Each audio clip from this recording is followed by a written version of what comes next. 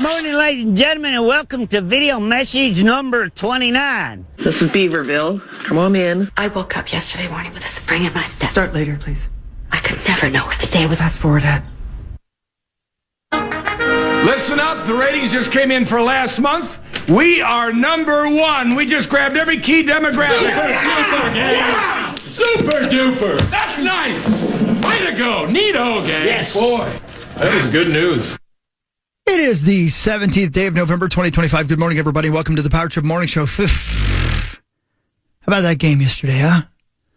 Vikes lose another one. Lots to talk to when it comes to that. We got Ben Leber Mike Grimm and Cast of Thousands coming in for that. No more meets us today, but he'll be back tomorrow, I think. As long as the airline gets him home, and as long as Gambler doesn't take control. Here's some comedy. Let's get this thing started. Here's Nathan McIntosh. It's Power Trip Morning Show comedy on a Monday morning. Come on in now. I'm glad you're here. I've realized I will always have a great Christmas if I don't go home. No matter what I do, if I sit in this city and watch rats fight, that will be a better Christmas than flying home and watching my mom scream at my brother about things that happened in '96. And I actually have like a crazy family. I know a lot of people like to say that. A lot of people that say it, though, anybody that actually says it never has a crazy family. You listen to people like, my family's nuts, man. I go home and my mom's like, how are you? And it's like, oh my God, leave me alone, you psycho. My dad's like, let me hug you. And it's like, ah, these people are crazy. No, they're not. Me and my mom have such a weird relationship that it makes it hard for me to get her any card for any holiday, because every son to mother card is this over-the-top, poetic, magical thing. Every son to mother card reads like, Mother, when I think about you, the sun rises and the tides come in and your face glows like the sun. Happy Easter. I'm not sleeping with this woman, Hallmark, okay? It doesn't have to be this big. She's never, this is what I need from my mom. I need a card that's like, yo, Mom, what up? Christmas. That's all that I need. That would settle the whole thing with a drawing of the dad that was never there on the back, you know? The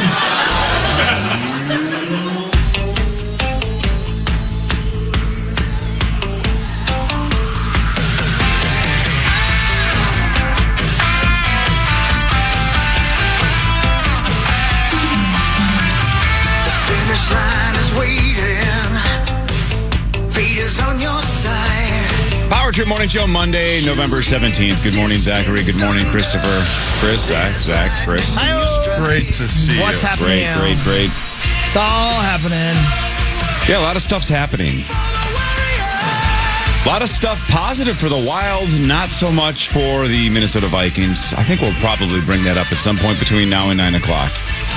Yeah. The Viking part specifically. I would guess. It's a talker.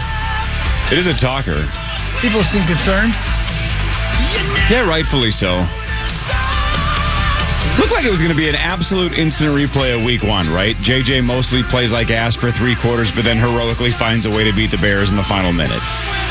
Almost an exact replica of week 1. Yeah. And then we gave up a 56-yard kick return, and the rest is history. Whoopsies. Yeah, it sucked. Sure did. Yeah, that sucked. Yeah, I don't know. It was surprising that that happened. Yeah, my favorite part was how the TV cameras zoomed in slow motion on Kevin O'Connell. After the 56-yarder. Are you bleeping kidding me? Yeah, Coach, that's how we felt too. Interesting. Yeah. And then, a little controversy on fan line. People arguing whether or not we should have just kicked it through the end zone, touchback. I don't know if that's the great plan either. How about the best plan is let them return it, but then don't let them run it 56 yards back. That's the best plan. Yeah, how about it not suck forever before that? Yes. How about play better until the final 3 minutes? That would be better too. Yeah. Man. Because that's terrible. Yeah, and it was both, right? JJ was erratic all game, and then the times he wasn't erratic, we couldn't catch it. Right, Addison had drops, Hawkinson, JJ, they weren't helping him at all. So he either freaking airmails it, or he puts it right in their hands and they drop it. And sometimes those drops were because he threw them 700,000 miles an hour. Yep. When he didn't need to throw them 700,000 miles an hour. There's that as well. Yeah, it's frustrating. and we almost won. But then we lost. I was like, you know what? Good. That's what you get. Oh, wow. You know what? Straighten your asses up. Me? Just me? Man, No? Sauce isn't even here. That's a Sauce take. I love it. I You was deserved upset. it. That's something he would say. You deserve to lose. I was upset. It's like, come on, man. Go play football. You know how to play football. Got wide receivers wide open, throw it to him. Right? Yeah. Take a deep breath. Relax. Let the kid play football. I don't know. Aggravating as hell. Aggravating as hell. So far, he's an interception machine. And, man, he got really lucky that moon ball wasn't the third interception, the one that he just rainbowed up and the two Bears ran into each other. Yeah. That should have been pick number 3.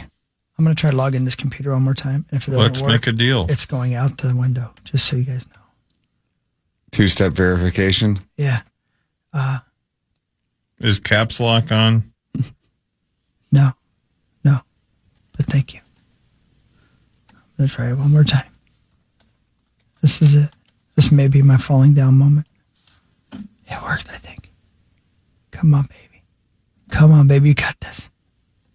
You got this. This blue screen. There it is. Yay! Oh, it worked. What a relief. It really thought I might go throwing it out the window. I can't get the windows open on a little computer. You know, people thought you were kidding when we had Pellicero on Thursday, and you were like, these are the same computers from when you were an intern here. They thought you were joking. Like, oh, that's funny. There's no way that's the case. Yeah, those guys are great.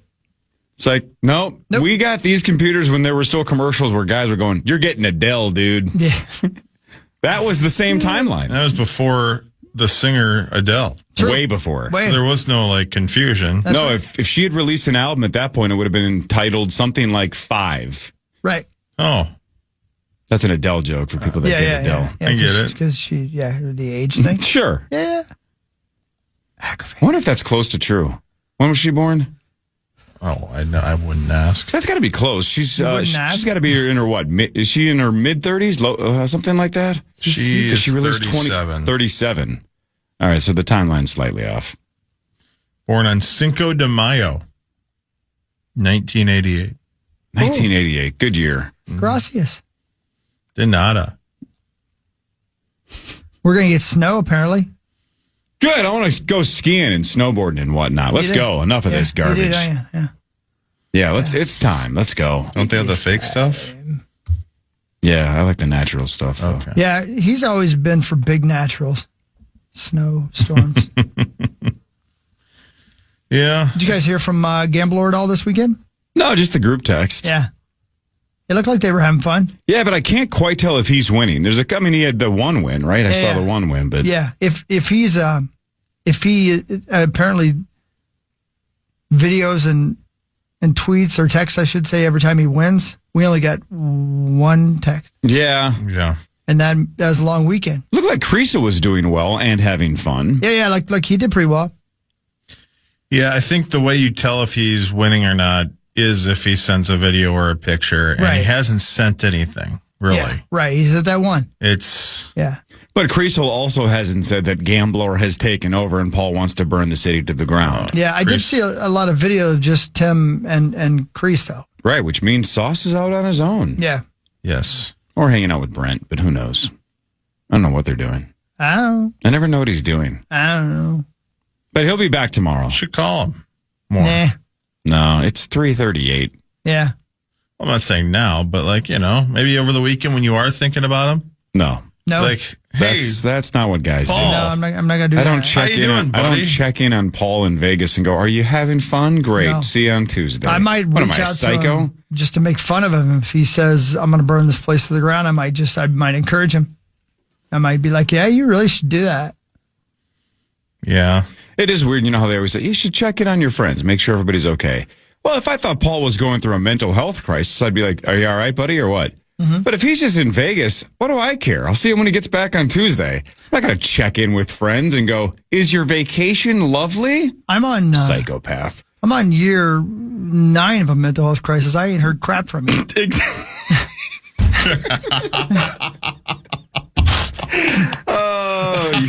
What are we going to do for the 10-year anniversary? I don't know why you guys are laughing. Laughter's the best medicine. Oh, well, I've been taking that a lot. It ain't doing this. I gotta hang out with Jim Carrey. Oh, God. Anyway, yeah, things are great. But yeah. What? Yeah, I mean, well, laugh at the Vikings, make you feel better. Yeah. Because if you break it down, it's kind of depressing. They're 4-6. They're 4-6, and they're 1-4 at home. Again, JJ's just an interception machine, and the completion percentage is just garbage. I mean, that's just not getting better. 50% yesterday, just brutal. Still, he was lights out when it mattered late, but which is shocking. Which is great. Yeah.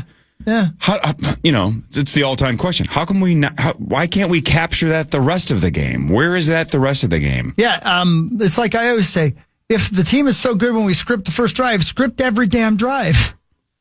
How about just tell old JJ Mack, hey, I know it feels like it's the first quarter, but this is the last time we'll ever touch the ball. Yeah, lie to him. You best get out there. You best do it now. When he's meditating before the game, much like Chandler Bing listened to books on tape to try to stop smoking. That's a reference you guys will understand. Why don't we just let JJ listen to like a book on tape while he's meditating that convinces him that the entire game is the fourth quarter. Right. Like hypnotize him and go, this is the fourth. As soon as you start playing. This is it, man. This is it. This is what matters most. And maybe he'll play better. Yeah, this is it. So how do you guys feel about that? This is my hardcore sports question at 5:41 in the morning. Yeah. Whoa. I know. The frustration's growing. Everybody's pissed at JJ right now, right? There was some boos in the stadium. It's getting frustrating. I get it. It was Halloween, though. Do you at least Plenty of take booze a in that little stadium. solace in knowing that he does have the clutch gene? He does seem to be clutch when it matters. He doesn't seem to shy away from those moments. Like, that's what you want the most in a quarterback, is fearless and accurate and kind of awesome when it matters. And he's shown that a couple times this year that he's got that. He just can't do it for 60 minutes. I just don't know, Cor. Is that the optimism, though? Is that he still got that in there somewhere? Yeah, we've seen some good stuff. There's no doubt about it. But he turns into Uncle Rico when he sees an open receiver. No, that is a reference everybody should get. Thank you. That's the hard thing, is like the easy throws that it seems like that like Zach could make. That's that's got to be real frustrating. And, the hard thing is knowing that everybody has a shelf life, including the best receiver in the game, who's out there just wandering around all by himself and wondering where mom and dad are. Like, I'm over here. Why'd you throw the ball to the guys in the sidelines? I don't know. It does seem like he's thinking more than he's playing, right? Got a late lunch with my dad yesterday. Yeah, and that was scuttle. No, but he did have some hot takes, and that was actually one of his hot takes.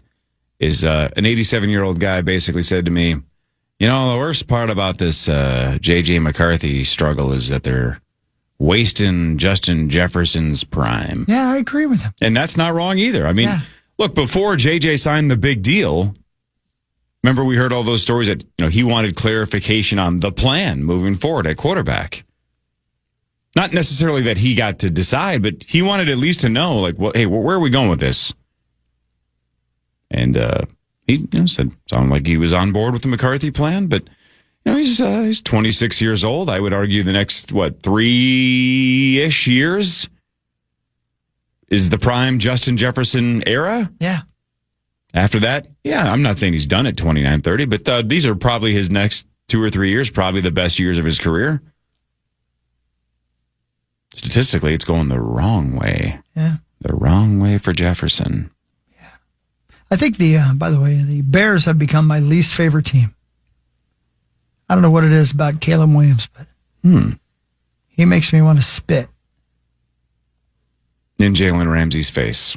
Well, in his general direction, which would be, that's like a living non sequitur. You'd be like, what the? I don't even know who you are, little man. Why are you spitting at me? That would be awesome. Yeah, it'd be crazy. I'm pretty sure you would have your press pass permanently pulled if you ran onto the field and spit in Caleb Williams' face. Yeah, right. And no explanation. Just I don't know why I don't even like you. I just don't like you. And you spit on him. I'm pretty sure that'd be the last Vikings game you worked. I might be in traction as well. Do you think you would get fired from here? Yeah, sure. Well, from here, I don't know. I don't think so. Probably not, because I don't think anybody knows we work here. So you'd be kicked off the Vikings radio network, but I think you actually would bring a lot of attention to the show. I don't think they would fire you from here. I'd probably have to issue an apology. Yeah, but that'd be good for ratings, too. Yeah, good point. Then we could always be the morning show that spit on a Bears quarterback. Yeah, I'm letting you down. Oh, man, that was a window. You go out and do some spitting. Well, whenever you want to be done traveling with the Vikes, just do that. Just pick the quarterback you like the least and spit in their face. Doesn't he play here in a couple of weeks? No, Caleb's done for the year. No. Jalen Ramsey. Oh, got it. No, because we played them in Dublin. That's the Steelers. Oh, that's right. Who was I thinking of? I thought it was the Washington Dolphins game where the guy spit on the guy. No, it was Bengals Steelers. All right. Jalen Ramsey claims that Jamar Chase spit in his face, and Jamar Chase is denying doing it, but there's video. Yeah, there's always video. I do think these guys forget, this is an NFL game. Yeah. If there's a scuffle, every camera that's available is going to zoom in on that. And Jamar Chase says, no, I didn't spit on anybody. You know why I would have been bad during the American Revolution? Because it seems like it was cold every day, even in the summer. And I don't think I would have wanted to go outside, even for our country. Yeah, I mean... Have you ever seen I almost said... The video? You ever seen a Polaroid? No, that ain't going to work either. Nope. You ever seen a painting of the American Revolution in which they looked warm? Well, they wore like 15 layers back in the day. Because it was always cold. It was always cold. Did you guys watch any of Ken Burns' latest? No. Gosh, good. I fell asleep watching it last night, but not because it was boring, just because I'm old balls. But my gosh, is it good. I love... And it's about the American Revolution? Yeah. It's about the, the formation of our country. It's pretty crazy, man. You've heard of the 7 Years' War? You've heard of it. I don't know anything about it. If you don't know what it is, exactly. 7 Years' War. It was basically how England won America from France. It was more than that, but it was basically that. The person who fired the very first shot of the 7 Years' War was one George Washington. Crazy. I mean, literally, the very first shot in that war was fired by George Washington, who ended up fighting to take America away from England. But he fired the first shot of the war that took America away from France. Crazy. The actual first shot was like a ceremonial first shot. I'm talking the first one that killed somebody. Oh, my. Yeah. I mean, we should put him on some currency. And I would have been there. Seems important. But it was too cold. Was that the musket days? Were they shooting muskets? I don't know. I think they were AK-47s. Yeah, I mean, Zach, think about what he's saying over there. They were all layered up. It always looked cold. We've never seen a battle where it's a bunch of men like in short shorts and tank tops running around wrestling for our country's freedom. That's something needs to happen. I don't just think bare knuckle like boxing. No guns. Yeah. No knives. Just wrestling. Like the latest Roadhouse. Exactly like the latest Roadhouse. But the bad guy is England. Yeah, and Conor McGregor's Irish, but sure, there we go. True. One of the best films of all time. There's a channel on, I think it's Pluto, maybe Roku, I don't know. I pay for every service in America. Just trying to find the Vikings game, for God's sakes. There's a channel, Corey, that shows nothing but the latest. I just said it. The latest Roadhouse movie.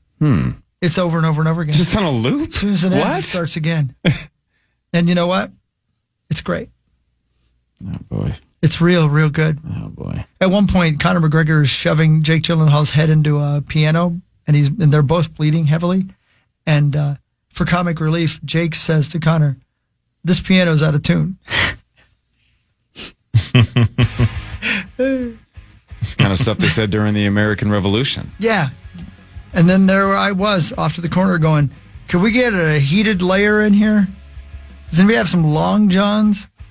Does anybody have one of those jackets that has a button I can push that warms my nethers up? I'm freezing. Think of the people that froze to death, right? You got the. I mean, what was the northernmost battle in the American Revolution?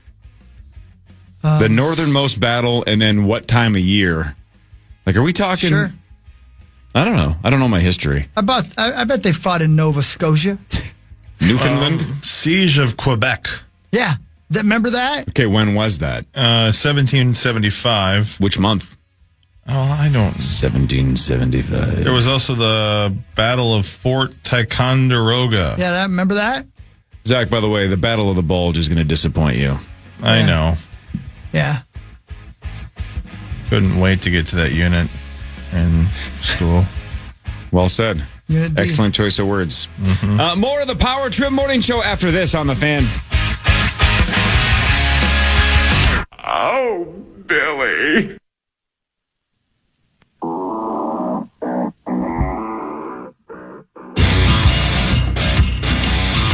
Hey, welcome back, everybody.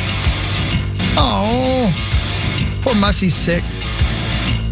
We love you, Mussman. Feel better, brother. Well, then it's going to be just Ben. Yeah. No muss today. No sauce today. I don't know. What's the deal with Grimmer? Grimmer's coming in a minute. Okay, Grimmer's going to come in. a minute. Yeah. I got a weird take on the old Oregon Gopher game. We can talk about that when he gets there. It's not a good one. I'm just interested. Did you watch Saturday Night Live at all? Watched all of it. How was it? Glenn Powell was outstanding. He's so good. And Zachary, your guy, did you see Marcelo Hernandez do the Sebastian Maniscalco sketch? No. Oh gosh. My God. I can't wait. A 10 out of 10. I've seen it 3 times now, and there's 3 jokes I've laughed out loud, and I know the joke's coming. He just freaking nails it. It's so perfect. I don't think SNL does that enough. Just lets one of their cast members go, I can do a spot-on Maniscalco. Right, yeah. And then they say, well, how do we do this? And it doesn't have to be Weekend Update. How else can we do this? Well, they had Glenn Powell's character basically having a bachelor party at some beach house. And at the last second, the premise of the sketch is, well, guys, we actually have one more person coming. And I forgot to tell you, and I'm sorry. And Glenn Powell's like, it's actually my friend Sebastian Maniscalco. But he's not anything like he is on TV. He's going to be super cool. And when he walks through the door, he is exactly like Sebastian Maniscalco. Like, he is on. That's great. And it's so funny. I can't wait. And Marcelo's impression is a 10 out of 10. So that one made me gut laugh. I thought it was outstanding. Good. I love SNL. Yeah, I had so many different things to choose from. And Landman started season 2 last night, so I haven't started that yet either. There's just so much to watch right now out of nowhere. Yeah, right on. I watched the Eddie Murphy documentary. That was real good. Yeah, you said you liked that. That was real good, real good. Oh, by the way, back to SNL. Our guy Tommy Brennan from St. Paul. Yeah. His role is quickly increasing. Those first couple of episodes, he barely got any screen time. He's had a lot of roles in the last couple of weeks. Good. Had that song with Ben Marshall that got some run. He's been the center of a couple of sketches, so starting to ramp up for our guy Tommy Brennan, which was fantastic. He was awesome. Yeah, bitching. And I saw our friend Kelsey Cook was in New York because they're friends, Tommy and Kelsey. And Kelsey posted that she got to watch the show from the writer's room, so she got to actually go to Saturday Night Live. Well, she'd be great on that show. She'd be, of course, she'd be great. Yeah. Hi, Grimmer. That's really cool. Hi, Grimmer. Good morning, everybody. Where Good the hell morning. have you been? Haven't seen you in like 9 months. I know. It's been bye-week last week. Oh, moving. Here we go. Am I on now? Very good. Bye-week last week. Yeah, Tommy was here. Tommy was here. Very nice. I get it now. It took me a second, but yeah, we have to watch very the clever. Q's these Very, days. very clever. Very clever. That's what I bring to this show is clever cleverness. bisexuality. Call him Clever Corey. Yeah, that's my I was nickname. just saying You're yesterday. going to miss me next week. I was just saying yesterday to somebody, do you like Corey? I said he brings this great cleverness of sexuality to the show. Thank you. Yes. Yeah. Well said. Put that on my tombstone. It's a lack of clarity with the sexuality as well. Yep. Hey, let's get my hot sports take out of the way. Here we go. It is so rare when the statistics before a game almost identically match what happens in the game. Like the analytic predictive thing? Yeah, but not just the spread, which was not that far off, of course. We'll get to that. But how about going into the game, we talked about how the Oregon Ducks were something like 6th in the country in defense because they only gave up 13.8 points a game. They gave up 13 points. Yeah. Then it was like, well, they have the number one pass defense in college football. They give up like 129 yards a game. They gave up 138. Wow. And then it was like, well, there were like 25.5 point favorites. And they won 42-13. Like almost all of the big metrics were like, yeah, they're going to give up like 13, 14 points. They did. Yeah, they're going to hold Drake Lindsay to like 130 or 140 yards. Yeah, they did. Yeah, they're supposed to win by like 25. Yeah, they did. It's just like, it's so rare that exactly what the stats say is going to happen is exactly what happened. Yeah, it was, that's exactly, I mean. They're just better. Yeah, they're just the gaps there. Somehow you got to figure out how to close it. I mean, we could do a whole hour on just, like there's some speaking of predictive, there were some predictive measures of when NIL was going to start that the gap could widen. There were some schools who could close the gap potentially. Texas Tech has done that. Nebraska maybe a little has done that in terms of, the blue bloods and not. And Minnesota's still working on it. But that doesn't mean it's hopeless. Doesn't mean they're not going they can't have good football seasons. Right. Doesn't mean once in a while they can't beat somebody. Yeah. And 0-4 on the road. They have at Northwestern on Saturday. Yeah, Wrigley Field though. Oh, right on. So which is a crazy. That's where they played Michigan this past week. So it basically takes up the whole field. Like on one of the end zones, there's like 3 feet behind the end zone, and then it's the dead ivy brick wall. Oh, great. We're going to have Gus Farad slamming his head into the pads again now. Pads. But, yeah, and now it was a tough road schedule, right? When the schedule came out last December, you looked at it and it was like, well, at Oregon, at Ohio State, those were the, almost two guaranteed losses. And two best teams almost certainly going to make the playoffs. And so there wasn't anything totally surprising. It would have been fun to be competitive. Into the second half, that wasn't the case. The Iowa thing kind of hangs over, but that was such a crazy, a pick six, a punt return, and all of a sudden you've run 8 plays and you're behind 24-0. And they're pretty good too. So yeah, the road situation's not good, and the home schedule was softer, and they haven't lost at home. So. Is that right? Let's hope that holds against Wisconsin. Yes, God, they need to win that game. Yeah, that's the one that matters the most. That's the big one, right? Because now that it's like, we're going to be in an average bowl. You got to keep the axe. You just got to beat Wisconsin. Yeah. Front page sports in a second. This is the Power Trip Morning Show on the Fan.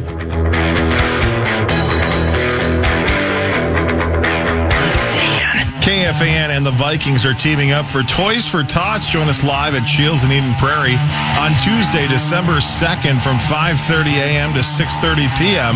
with our annual broadcast presented by Unreal. Bring a toy, spread some joy. For one of the first 50 donors each show, you'll score a sweet KFAN Unreal Winter Beanie. Details at KFAN.com/toys. Time now for Front Page Sports, presented by Holiday Station Stores. Holiday Station Stores, get 2 Celsius for just $5. Again, Celsius. Either way, you know what I'm talking about, the Celsius. Yeah. 2 for $5. Mix and match any flavors you want. I don't know how to pluralize the hell out of that word. Who cares? It's not why I'm here, Grimmer. No. Not to pluralize Celsius. What or would it give be? the plural of Celsius. Celsiuses. You should get plural Celsius at Holiday. 2 for $5. Mix and match any flavors you want. They got some weird ones. But give them a shot. Try them. Why not? You're selling a lot of Celsiuses over there. Trying to. Multiple Celsius. The Bears beat the Vikings 19-17. J.J. McCarthy with a couple of interceptions. 16 of 32 for 150 yards. Did throw one critical touchdown that temporarily gave the Vikings the lead. With 50 seconds to go? 47.7 passer rating. I'm as mad as hell, and I'm not going to take this anymore. So he rips it to Addison. The Vikes take the lead on a late touchdown with 50 seconds to go.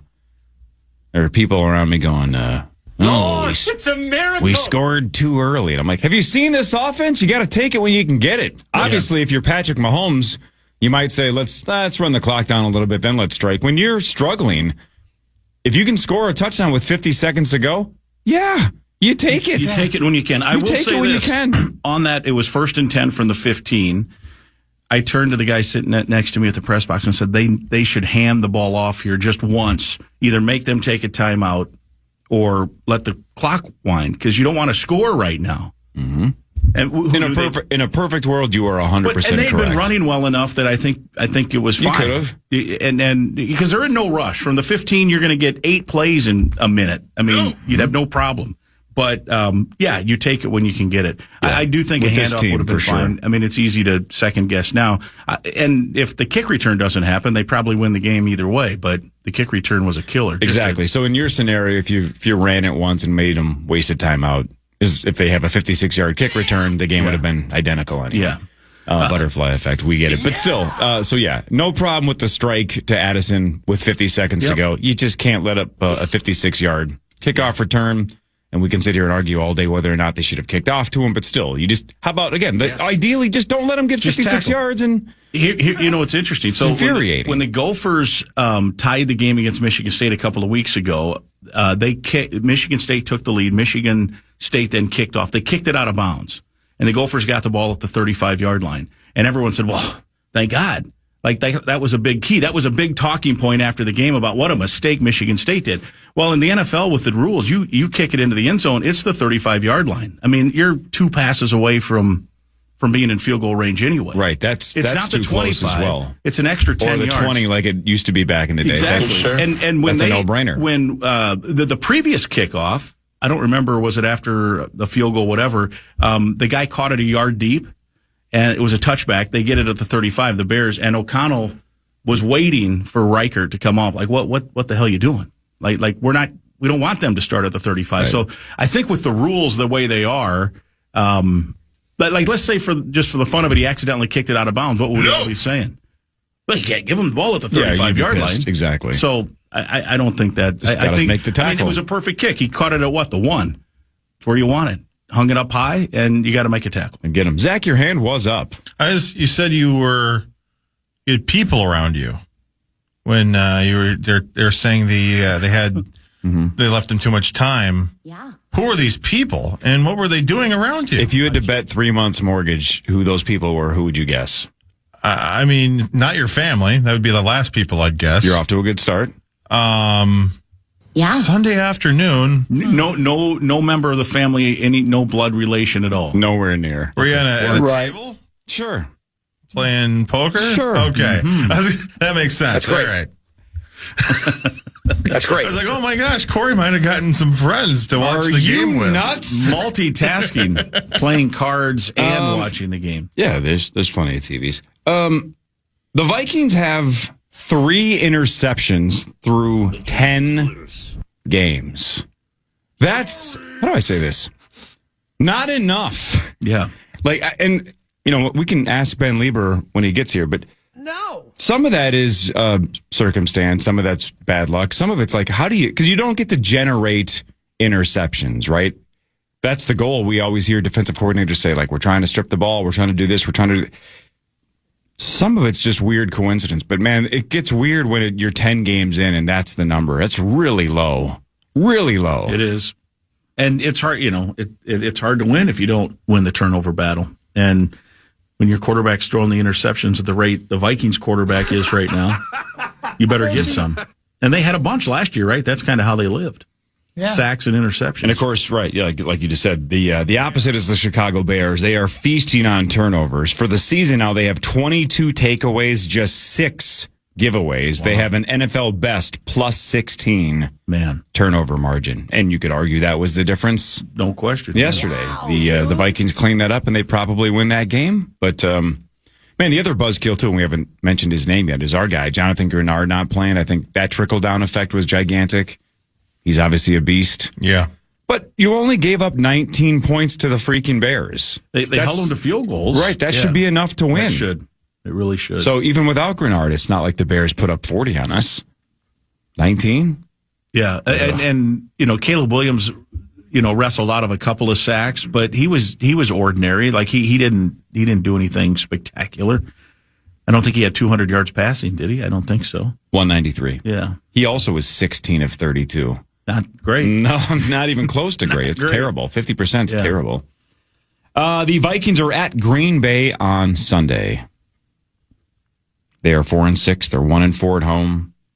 SportsCenter said through 5 games, that's the worst start, tied for the worst start in team history. 1-4 at home for Green Bay. No, for the Vikes. Oh, of course, the Vikes. We've never gone 0-5 at home to start the season, but 1-4 is tied for the worst start in franchise history. Yeah, I also thought. So I've been to I think every home game this year. The last 2, Baltimore and this one, I thought those were 2 of the worst atmosphere. Like the place was absolutely dead to start that game yesterday, and it never got better. And I'm not blaming. I don't know if fans are worn out by the whole thing, if they're just in a wait and see mode. It was not loud at most any point of the day. I thought the same in the Baltimore game. Maybe I'm off, but it just like that home field edge that you're used to. Like this thing's been voted the loudest stadium or the second loudest stadium in the league by players, and that it just was not the case yesterday or the Baltimore game. And I don't know. What do you think? You think that? I mean, do you think the fans are just like waiting? Do you think they're weren't they? I mean, tired, worn out by the whole thing? The fact that Corey was at the poker palace. Yeah, that was it. Yeah, I was at the poker palace, and if I'm not at US Bank Stadium, the vibe's just different. The vibe is definitely different. Yeah, right. But so through the TV coverage, I mean, they were saying that McCarthy was catching some booze. He was. Oh man. Yeah. So which probably affected his throwing. I mean, and he was probably scared. I mean, I think there was quickly twice did that coming set off the in, field. The first time it was loud. It wasn't like just a spattering of booze. It was. They're not booing. They're saying Bruismer. He talked about it after the game, and he just said, basically, our fans are great and they deserve better, kind of an answer. So, has anybody ever said, yeah, they booed me. Our fans are the worst. Yeah, they suck. I don't care for the ones that boo. I know there have been examples of that. I think I'm trying to remember what NBA player it was.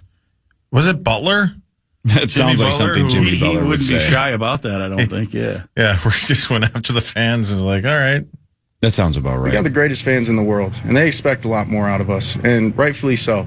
And I feel like, it's just a reminder to us that we better get going and we better figure this out. And, obviously, we don't got a whole lot of games left, so the urgency is at an all-time high. But, we just got to be better for the fans, especially at home. What if he come out and said, our fans are average at best. Most of them aren't real cool. It's been real quiet here the last 2 weeks. Not liking them. Yeah, the Michigan fans are much, much better. They're very supportive. Yeah, it just didn't seem, even at the start of the game, it just didn't seem to have the oomph that it normally does. And I think it's been the last 2 games. So yeah, we'll see if that changes. I don't know. I just don't know. What's it like in Oregon? Man, I had never been out there. Yeah. That state, remember when I got back from Cal, I said that might be the most scenic stadium I've ever seen. Right. I showed you pictures. Sure. This is, Gargi and I talked about this. Gargi actually talked about it on the air. I think it's top 5 of just a setting. There's 54,000 people, so it's not very big. It kind of reminds me of Northwestern Stadium. It's a little bigger version of that. But man, is it loud in there? Almost to the point it's so loud you're like, are they feeding noise through the speakers? Because it was crazy. It was great. There's some foothill mountains, I guess I'd call them. They're not Colorado looking mountains, but just off in the distance, there's trees all over the place up there in the Northwest, and they're turning That's colors Bigfoot now. country. It's Bigfoot. Well, Bigfoot was spotted in the north end zone at one point of the game. Is that right? Yeah. Really? Crazy. Did he have Jack Links? He did. He was eating a Jack Links beef strip. Is he a Gopher fan? He did not appear to be a Gopher fan. Did you see John Lithgow there or not? I did not. But it was a great stadium. It was loud. The other thing that we noticed, and it's not just at the Gopher Stadium or the Viking Stadium, almost every stadium, when you go into the breaks, right, the TV timeouts and what have you, it's usually a commercial, and then they introduce something that's sponsored by something and all this stuff, and it's fine. It helps pay the bills. They really had none of that. Every break, they played a song, and ran highlights from the game or highlights from the basketball team, and like at the bottom it would say just Pepsi or U.S. Bank or just Nike. And a lot of Nike. That's probably why they can do it, because Nike just keeps writing them checks. They don't need to run a lot of stuff there. But it almost catches you off guard because you're just used to such a pre-produced deal, and it was well done. But I think the Oregon people were just they just sit back, they watch the highlights, they sing along to the music, and I didn't even realize it. I didn't know this. They're new to the Big Ten, and I'm mostly following the Big Ten. Obviously, I've watched games at Oregon. But what's the song, Chris, where they sing, a little bit louder now? Oh yeah, it's the from Shout. Shout. Yeah. Thank you, So they do that between the third and fourth quarter. Oh, yeah. And it was unbelievable. Like the players do the deal. They really? They go They all go the way down? to the ground, Wow. and it's really quiet, and then it goes loud, and I'm like, "What the hell's happening pretty here?" I didn't cool, know nothing yeah. about it, and that was pretty cool as well. They have not lost a home. Now, this was obviously a conference game, and I think they've only lost one Big Ten game in 2 years at home, but they have not lost a non-conference game at their place since 2008. 37 straight non-conference wins. Jeez Louise. And they're not playing tough teams every week in the non-conference, but it's a hard place to win. They're 51-4. They're now 52-4 with the win since 2017 at home. But yeah, it was cool. You didn't go see the Goonies house? Is that there? Well, I mean, it's in Oregon. It's in Astoria, Oregon. I wish I'd have known.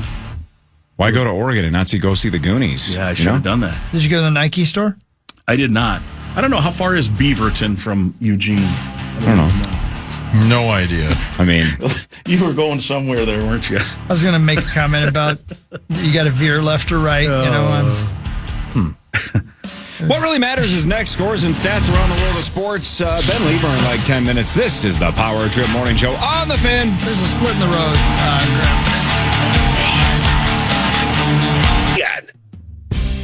It's the Black Friday tradition you do not want to miss.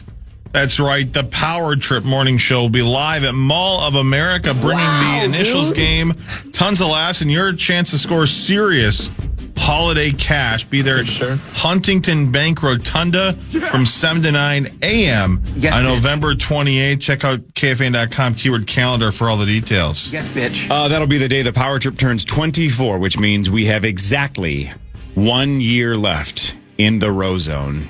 Yes, bitch. Yep. 1 year. And then, ew. Ick. Yucky. Yucky.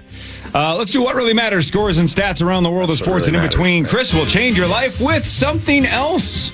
Yeah, I got stuff, man. It's too bad that your boy Saucy's not here right now. Saucy? Or Corey? Mm-hmm. Because I'd like him to explain how bad Brock Purdy is today. He's terrible. He looked pretty damn good yesterday. Yeah, of course. I'll tell you what Doesn't else, matter. man. Your boy Sam Darnold threw 4 interceptions and still almost won that game. Yep, but, Crazy. He's had him. Did you see I don't know who the guy is. Did you see the guy from the Seahawks stand up for Darnold? It was awesome. Fernando Valenzuela? Sure. So Fernando V stands up there and basically says, this is a football team. That's our quarterback. Sam's won us a ton of games this year. And I'm going to paraphrase, but he basically said, so if you got something to say, go bleep yourself. Yeah, no, I agree. It was kind of awesome. He was like, Sam's the man, so we don't care. He threw 4 interceptions and still almost got him into the end zone at the end of that game. Yeah, it's a hell of a thing, man. We saw it here at the worst possible times last year. Sam was awesome for 95% of the year, just didn't have it when it mattered the most against the Lions and then against the Rams. Those are 2 bad games to not show up, but he's been unbelievable this year for the Seahawks. He's been in the MVP conversation for a month or 2 or whatever. This will probably temporarily take him out of that because they lost and he had a terrible game. And, of course, on the opposite side, Stafford won and he played well. Yeah. So that probably widens the gap between the two of them. Even a little like it. He's had, even in his great games yesterday with the 4, but he's had a couple other in one of their losses. I forget who it was. He had a terrible interception at the end after throwing for like over 300 yards. Just a ridiculous. So far, though, there's no way Seattle should be complaining about getting him. Not at all. He's been great. Yeah. That's why Fernando V is sticking up for him. Yeah, Valenzuela's behind him. Shout out to Fernando V. We all need a friend like Fernando. The Minnesota Wild won 3-2 against Vegas in overtime. Ben Leber, good morning. Good morning. Kirill with the overtime game winner from Zuccarello, or if Meat Sauce was here, Zuccarella. And Boldy. So those guys assist. Kirill puts it in. The Wild, all of a sudden, Zachary, red hot, 6-1-1 in their last 8. So 6 wins in their last 8 games.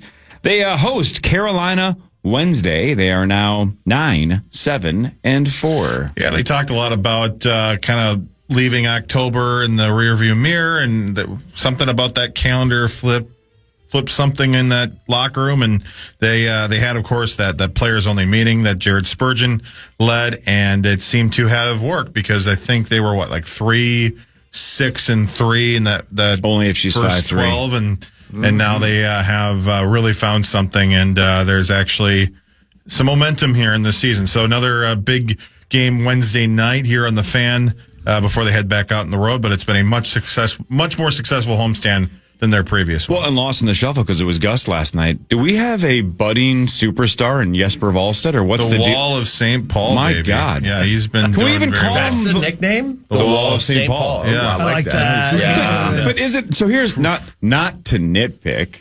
What? It's not in my nature to nitpick. If it's pronounced Wallstedt, Yeah. can we call him the Wall? Can we call him Voldemort? We can call him whatever we want. Shouldn't we call him the Vol of St. Paul? The Vol of St. Paul. Vol of St. Paul. This is Voldemort. This is What do I know? Paul. The Call of St. Paul. Hi, Ben. Hi, Good buddy. morning, Ben. I went to not a players only meeting. I went to a farmers only meeting. Oh, Yeah, how'd that go? I didn't. I Lots got of thrown hoes out. there or Yeah. what? Well, you don't have to be Yeah. You don't have to be lonely. Yep. Was John Deere there? He was. Yep. And International Harvester as Was well. Massey Ferguson Yep. there? Yep. Who in the sweet hell is Massey Ferguson? It's a brand. Yeah. It's a brand. You can tell I've never spent one day doing hard manual labor. Alice on a farm. Chalmers, was he there? What the hell is happening? That's another Now you're just tractor. making up Mario's names. father. What really matters, though, is this. I said the thing about farmers only that didn't count. No. Oh crap. Well, You got to come up with another one. I'm sorry. I was too busy looking at the latest deals from Walmart.com for Christmas. There's Black Friday, man. Jump It's in. coming right Let's up, go. baby. Has it already started? What jumps out weeks at you? ago. Oh, yeah. I need a new vacuum. My iRobot thing it's handed in its resignation. Doesn't Overworked. suck enough. Yeah, that's right. Yeah, it says I can't handle all this cat hair and what I hope is cat hair. Talking to a vacuum therapist. The things I've seen. The Sphere has added some new residencies coming up. A legendary band is set to break a Sphere Las Vegas record with 56 total residencies performed by 2026. That's right. The Eagles. Final 2026 shows at the Sphere will go on sale November 21st, as they will run, or I should say, march out the rest of their run. If you miss them and you are looking forward to seeing them before it's all over, ladies and gentlemen, you still have a chance.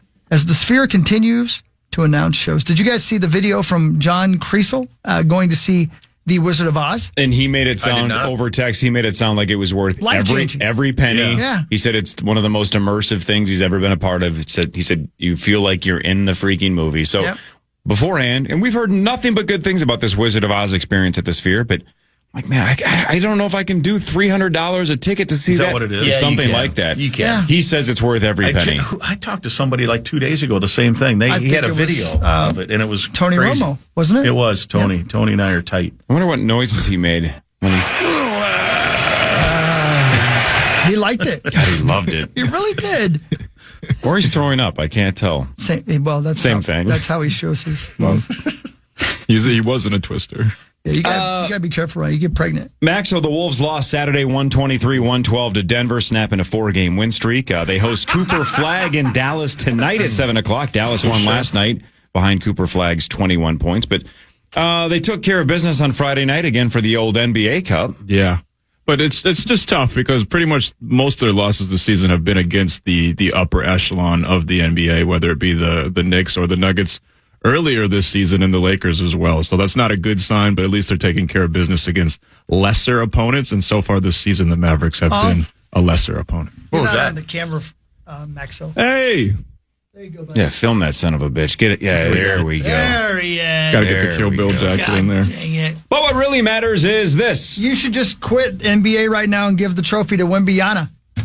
His sister's playing? I had dinner there on Saturday night. Did you get shot? Yes. Oh, that's a news joke. I Thank love you. What's his name? Victor Wembanyama. Whatever. That guy's different. He's awesome. He's him. He's amazing. Rosie He would is not him. trade Anthony Edwards for Wemby. He's the only one. And we all love Ant. You can still love Ant and say, well, yeah, I'd swap him for Wemby. Bonus doesn't think he'd be a good fit. No. Well, Lavelle wouldn't vote for him. I'm just trying to think of another.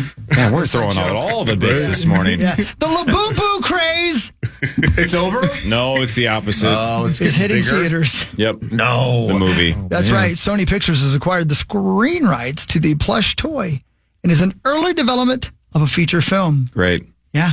The deal, first reported by Hollywood, which makes sense, was signed this week between the Chinese toy makers and Sony Pictures. No producer or filmmaker is attached, but M. Night Shyamalan. Come on. I'm just kidding. No, that would be awesome.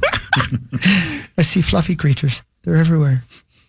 Yep, they're overpriced and most of them are knockoffs. I still don't know that I have gazed upon them. You probably have. You know what? Yeah. I bet you saw them in when we were over in Europe and you didn't know it. A bunch of Vikings players had them on their backpacks. Did they really? They look like where the wild things are, if Yes. you've ever seen them. Oh, yeah. No kidding. Yeah. Yeah. Right. Yeah. Oh, right. Yeah. So I saw them and didn't know that's what they were. Yep. I don't like Yep. that. I thought the same thing. I was in Japan and I was like, wow, they really like where the wild things are. That's awesome. I didn't know it translated over here. This is sweet. And then I was like, oh, these are what Labubus are. Oh. Yeah, it's everywhere. Yeah, man. yeah, you can get them Everywhere. all different sizes. But I'm guessing that some of those guys are wearing them because their kids got them, or the kids got them for them, or something. Right. All right, what trend ends first, 6'7" or Labubus? God, I hope 6'7". It's 6'7" for It's sure. I think it's already starting to die. I saw a bit It's dying a slow down. on the prep this morning where the teachers at some school were handing out tickets, like speeding tickets to any kid who says 6'7" in school. I thought that's a funny bit. But then there was a clip from 3-4 days ago. There was a women's basketball game, and there was a whole bunch of kids in the stand. I don't know, if it was one of those camp day kind of things. And the team was up by like 20, but the second free throw from this gal gave that team 67 points. Yeah. And the crowd went absolutely nuts. Yeah. They cheered like they had just won the game. They were up 20. I like it. You know what? It's okay. Yeah, that part's fun. It don't Yeah, matter. I think those for situations once are it's kind of not fun. racist or anything. It's like it's good. Or is it? And we just don't know. I don't know. I don't Almost think it everything is. has racist origins. I don't believe there's any hatred involved. I just don't get Yeah, that. Yet. It'd be different if it was like SS. Oh, yeah, that'd be tough. Yeah, I'd be like, That'd be tough. I'm not sure I want to cheer for that. Here's the way it might be racist. What if the original vote on the 13 colonies for slavery was 6-7, and it was close? That could be it. It's like, what's this vote? Are we doing slavery? 6-7. It's close. You know, It wasn't that close. You know damn well. It was 13-0. Well, You know damn well those kids don't know history. what 6 + 7 equals What's that? 13. And The 13th Amendment. Yeah. It might be anti-racist. oh my God, Look what you just did. That. Yes, bitch. Whoa. I just are don't. we in the Illuminati? We're like We might breaking be. some codes here. I feel like Cumberbatch. What are we doing here? I just Yeah. That's nice. Your Cumberbatch is hanging out by the way. You should not have said that out loud. don't. You got to clean that Cumberbatch. Yeah, Pucker it up. Yeah, what is this, 1972? More of what really matters after this when we talk to Ben Leber about the Minnesota Vikings and J.J. McCarthy and defending kickoffs and blah, blah, blah, blah, blah. More with Ben and Mike Grimm after this on The Fan. Hey, Rubes, this football season, Bell Bank is giving one KFAN listener each week $1,000 to pay for a charity of their choice. Just head over to KFAN.com. Keyword contest to learn more and enter today. That's KFAN.com. Keyword contest. Here's your head coach for the Vikings, Kevin O'Connell. Main thing being the turnovers, and got to take a look at them, obviously. But I was proud of the way we ran the ball.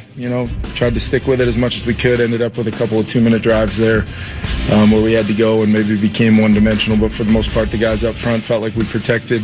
I think we limited the negatives for the most part. We just felt like we were a play away all day. Hey, Ben, on the kickoff return that went 56 yards and put the Bears in position to win the game. Yeah. You can go ahead and name names if you want. How many players do you believe screwed up on that?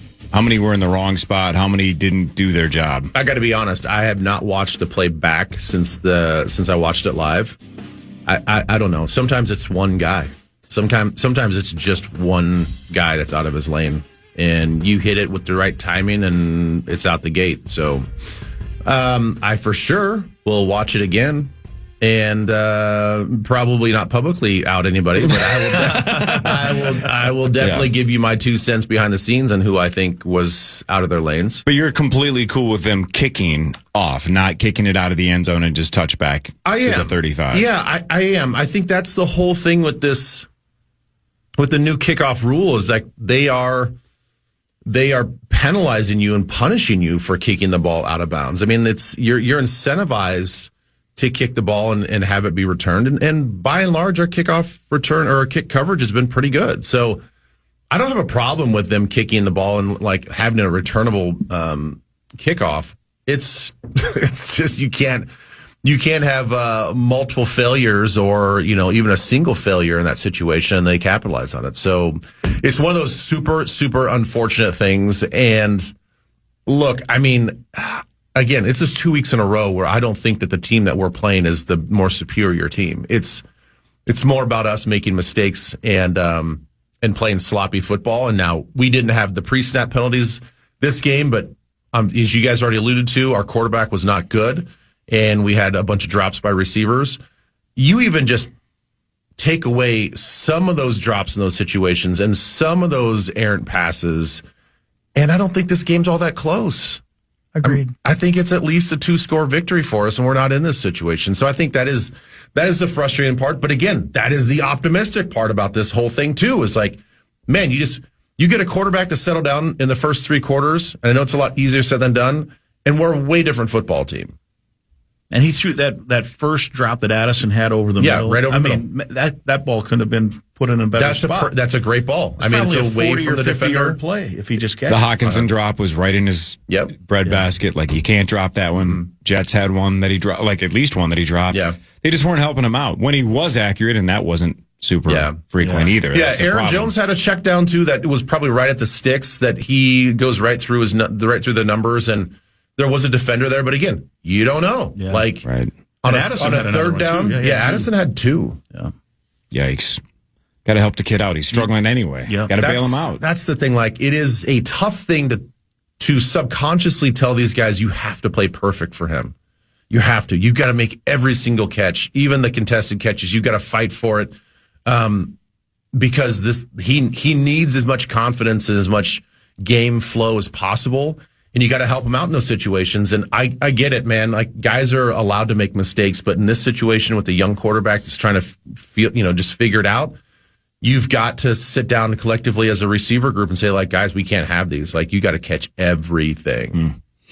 All right, let's do what really matters, but then we'll bounce back and forth between Vikings questions and points and stuff. It's nonsense. That's what we do, right? Yeah, sure. This is nonsense. What really matters is this. All right, cool.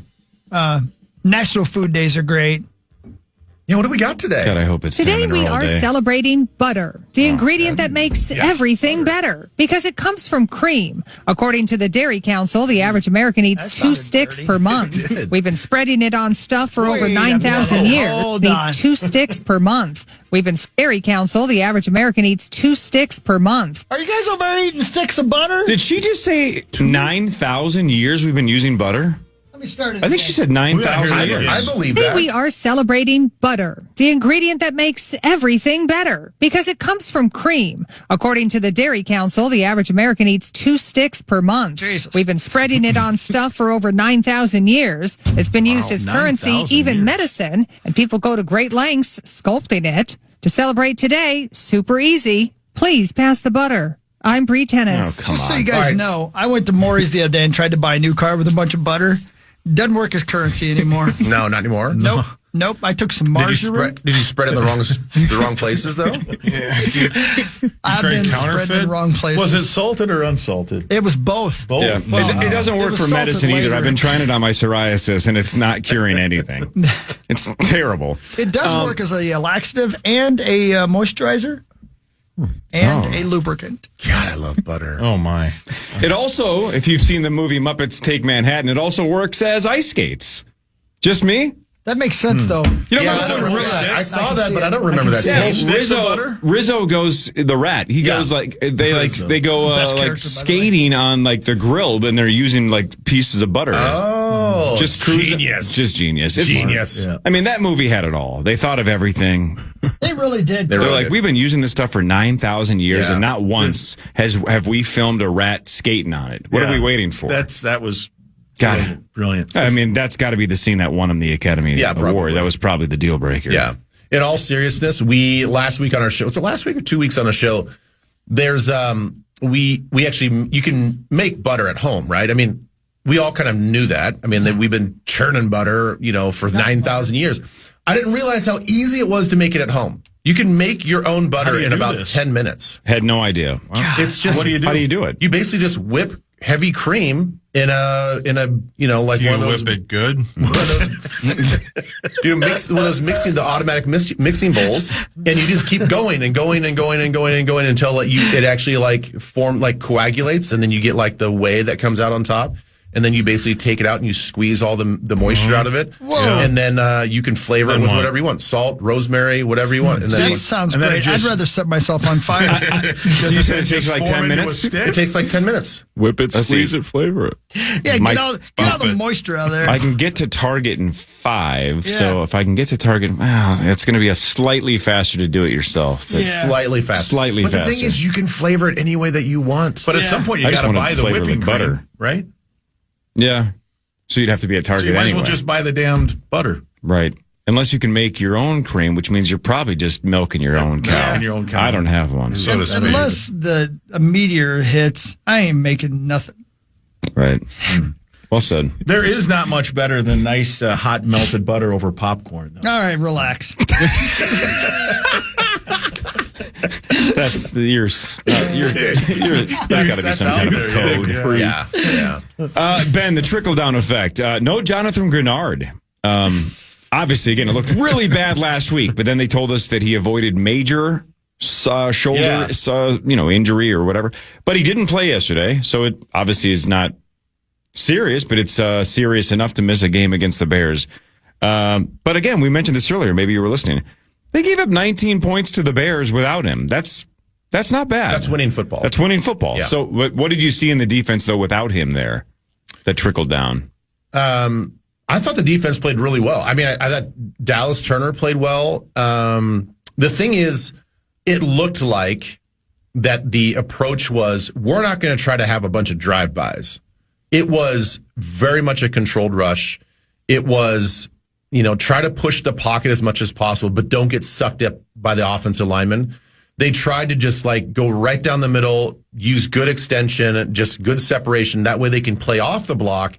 But it wasn't like these speed rushes around the edge and forcing him early, to weave around the pocket. It was very controlled. And I think it kind of plays into what Dallas does best anyway. I mean, he's not a twitched up speed rush type of guy. So for this game, it was actually probably, it was okay that we didn't have Grenard in there. And I think with the run blitzes that we had, because we got a bunch of early down run blitzes off the edge with our corners and stuff, we got the run support that we needed that he normally gives us. So, I guess for a game to miss to get his shoulder right, the defense stepped up and played well without him. Cashman had 15 tackles. Yeah, he was baller. All over the place. What really matters, though, is this. It is frustrating when people have just a chance to break Caleb Williams in half, and he spins and he goes on. It's pretty incredible. I hate it, but it's pretty incredible, man. Yeah. I do hate it, though. Ugh. Makes me want to cry. Yeah. I forget who I was talking to yesterday, and they're like, man, I There's cannot. Hulk Hogan. He was like, "Listen, brother, I saw Caleb pregame, and boy, that's a big mother." So Ghost Hulk. You need to get checked out. Yeah, he's dead. So Why is he watching the Bears game? So yeah, I think people are shocked about how big the guy is. Like he's a stocky, thick player, and it's with that escapability and that athleticism, he is hard to bring down. That's a huge bitch. That's right, brother. Your claim to fame right there, Corey. I know. That's it. That's all you got. That's why I'm going to go into the Radio Hall of Fame one day. Is no one in the Twin Cities has hit this button more than me. That's a huge bitch. It's going to be most of my Did we ever acceptance find out who speech. says that? Is it Sandler? That does not sound like him. Heard it was Rollins. Henry Rollins? JK? The guy that sings Liar from the Henry Rollins band? Donnell Rawlings. Okay. That makes sense. Didn't he make football? I don't know who that is. You would recognize him, maybe. He's a comedian. But yeah, and again, the voice was off screen, but that was apparently who screamed it. Where did you find that? That's from the movie Deuce Bigelow. Which is one of the top 5 movies of all time. Rob Schneider's walking down the street with this gal who's so tall that she's out of the frame. That's not even in the frame. And people are just yelling like Bigfoot, and they're yelling stuff. And then the last one is just That's a huge bitch. so she's catching strays the whole time. Yeah, That movie's so It good. is hilarious. The lady that has narcolepsy and she's bowling. Yeah, isn't that Amy Poehler? I think it's Amy I Poehler. thought she had the cussing disease. Tourette's. Yeah, Tourette's. Oh yeah. I think that's Amy Poehler. Amy One of them- Poehler's one of them. Yeah. One of them had narcolepsy. and kept on. Honestly. So good. I made a mistake. Did you say steak? That's a great movie. Great. It was on this date, ladies and gentlemen, in 1968. The Heidi game happened.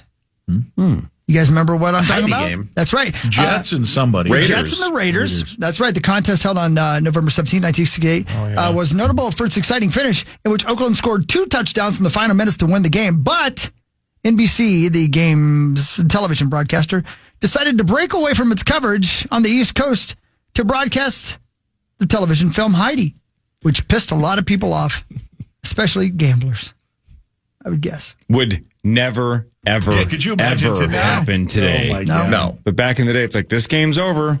People want Heidi. There's like a tornado directly headed towards you, and they interrupt a game, and people get mad, right? Yeah, right. I mean, think about the, Oh my God. When I'm watching Wheel and Channel 4 breaks in with severe weather, Yeah. I want to throw a brick through a window. Somebody better be dead. And we all have phones. Notify them I'm watching Wheel. Yeah. And then it screws up the DVR because the DVR's got the severe. It's not like I can just go, I'll just get off of this. Rewind it, yeah. No. Damn it. Yeah. Don't mess with Wheel. Just going to cut away from the game in the late fourth quarter to play Heidi. Man. Never again. Nope, never. How long ago? 1968, and the game had an influence on sports broadcasting practices. The future National Football League would contractually stipulate that all game telecasts should be shown to their conclusion in the markets of the visiting team, while other major leagues and events adopted similar mandates. Mm-hmm. Yeah, you got to show the end of the game. Yeah. And then you can then you can just start 60 minutes late. Yeah. It's and we fine. can watch that filthy animal Heidi get down with whoever she wants to get down with. I saw a different version than you did. Oh. J.J. McCarthy, 16 of 32, 150 yards, 1 touchdown. It happened to be the one that was temporarily going to be the game winner until the kickoff. 2 interceptions, could have been more. 47.7 passing rating. Ben Leber, the highs and the lows. We're 5 games in now of J.J. McCarthy. Your thoughts? Not great. It's not great. That's the reality of it, though. And that's, that's not where we wanted the rookie to be. I mean, I think we all expect, I don't know about you guys, but I expected there to be some rough waters. I just didn't expect to be such wildly inconsistent. It's fine to be inconsistent, to have a bad game here and there, have a bad throw here and there, but it's, I love his clutch gene. I love his 2-minute gene. That's great. I mean, that's some of those unteachable moments. You either have it or you don't, but it's everything in between. Is accuracy teachable? Yes. especially when I feel like his accuracy issues are it's almost like I'm trying to think of it's not a personality thing. It's like he's too amped up, jumpy or something. He's too jumpy. Meditate more. Well, the thing is like that kind of gives us a clue into his own personality. I think he knows that his brain goes 1,000 miles an hour. So he's learned that, like, listen, for me to play well, I have to like meditate. I have to bring down my brain waves to a point where I can process more in time and not be so jumpy. So that's clearly why he does that practice before the game. Somehow, some way, whether he needs to do some, 2-minute meditations on the sideline between drives, like he needs to just calm down and not think so much. I don't know. I think it's all correctable. I think it's teachable. He clearly did it at Michigan. So I think it's all there. It's just, he just needs reps. He needs game reps. He needs to understand that, when you step up in the pocket and you're hyper processing and you know that you have to get the ball out quick, just stay within the flow. Like, just be smooth with it, deliver the ball where it needs to go, and you're cool, even if you're going to take a hit. If this thing goes really south, let's hope it doesn't. If this thing goes really, really south, what sucks the most is the meditating and the turning into 9 and all that stuff. If this goes really south and he's an absolute bust, let's hope he's not.